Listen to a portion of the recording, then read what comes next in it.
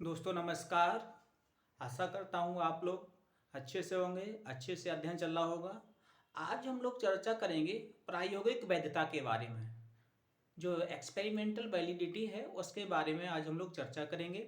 कभी कभी प्रश्न पूछता है एक्सपेरिमेंटल वैलिडिटी के बारे में कि एक्सपेरिमेंटल वैलिडिटी ठीक है। तो देखते हैं भाई कि एक्सपेरिमेंटल वैलिडिटी क्या है। तो जो एक्सपेरिमेंटल वैलिडिटी के संदर्भ में देखें तो पहले ये देखिए दो चीजें हैं, ठीक है। एक है आपकी इंटरनल वैलिडिटी और एक है एक्सटर्नल वैलिडिटी। तो बात करेंगे सबसे पहले आज हम लोग एक्सपेरिमेंटल वैलिडिटी। एक्सपेरिमेंटल वैलिडिटी, ठीक है। इसको कहा जाता है कि प्रायोगिक वैधता। अब इसमें आपको दो मिलेंगे। प्रायोगिक वैधता में आपको दो मिलेंगी। एक मिलेगी आपको इंटरनल इंटरनल वैलिडिटी, ठीक है। दूसरी मिलेगी आपको एक्सटर्नल वैलिडिटी।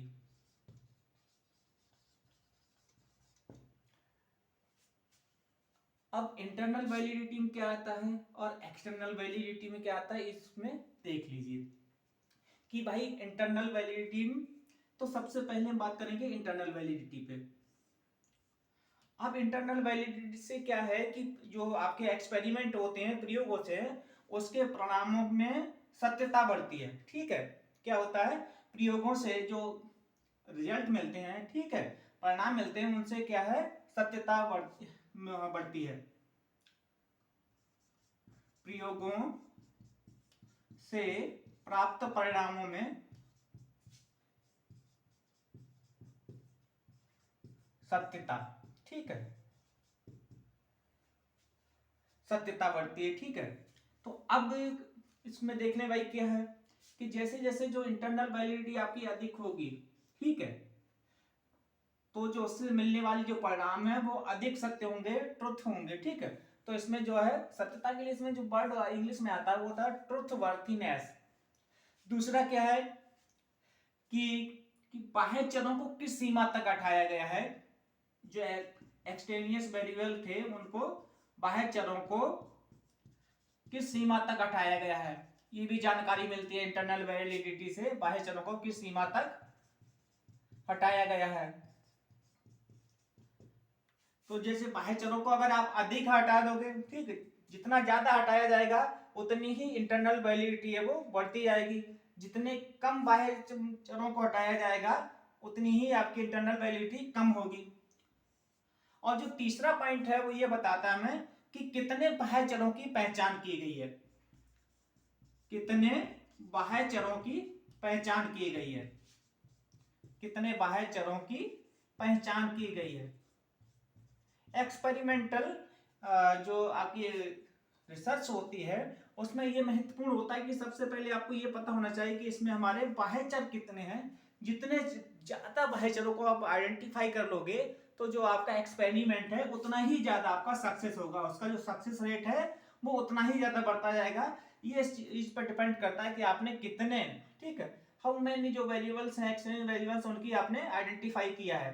तो जितने ज्यादा आप एक्सटेनियस वैल्यू जो वेरिएबल्स हैं उनको आइडेंटिफाई कर लोगे वो आपके इंटरनल वैलिडिटी को बढ़ा देंगे, ठीक है, क्योंकि वो अपना परिणाम ही नहीं छोड़ पाएंगे। आपको पता है कि ये हमारा बाह्य वेरिएबल है। तो ये आपको दो तीन चीजें ध्यान में रखनी चाहिए। अब बात करेंगे कि भाई जो एक्सटर्नल वैलिडिटी है उससे आपको क्या क्या चीजें आती हैं। तो जो एक्सटर्नल वैलिडिटी है, ठीक है, इससे क्या होता है, इससे पता लग जाता है कि जो आपके जो रिजल्ट मिल रहे हैं उन रिजल्टों का, परिणामों का सामान्यीकरण कितना किया जा सकता है या सामान्यीकरण करने की क्षमता, ठीक है। परिणामों के परिणामों के सामान्यीकरण या जो जनरलाइजेशन है, सामान्यीकरण की क्षमता पता लग जाती है कि भाई ये क्षमता कितनी है इसमें, ठीक है। तो ये पता लग जाता है। दूसरा ये है कि जो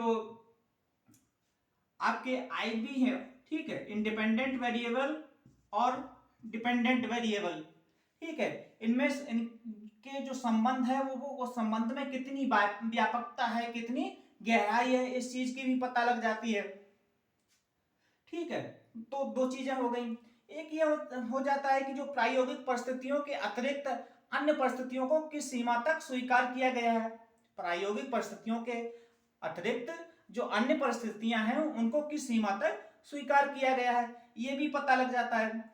और साथ ही साथ ये भी पता लग जाता है कि सामान्यीकरण की क्षमता की मात्रा उसकी बाह्य वैधता पर निर्भर करती है कि भाई जितना ज्यादा आपका एक्सटर्नल वैलिडिटी ज्यादा होगी, ठीक है, एक्सटर्नल वैलिडिटी को आप बढ़ा दें, ठीक है, तो ये क्या करेगा, ये जो जनरलाइजेशन की जो कैपेसिटी है, पावर है, उसको भी क्या करेगा, इंक्रीज कर देगा, दोनों चीज, ठीक है।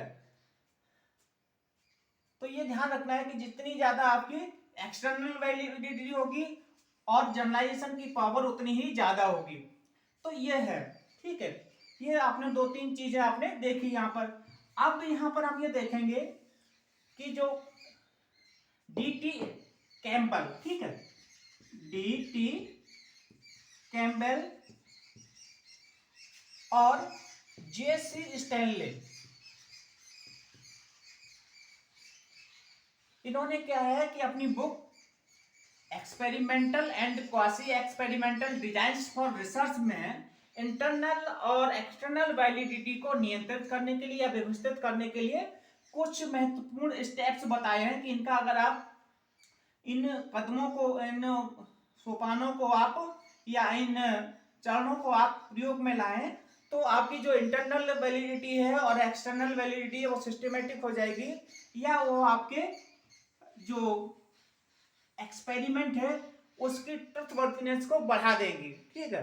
तो उन पे हम लोग चर्चा करेंगे कैसे, कौन कौन से बिंदु हैं। तो सबसे पहले बात करेंगे इंटरनल वैलिडिटी की, ठीक है, इंटरनल वैलिडिटी की, कि भाई इंटरनल वैलिडिटी में क्या ऐसे कौन से बिंदु है।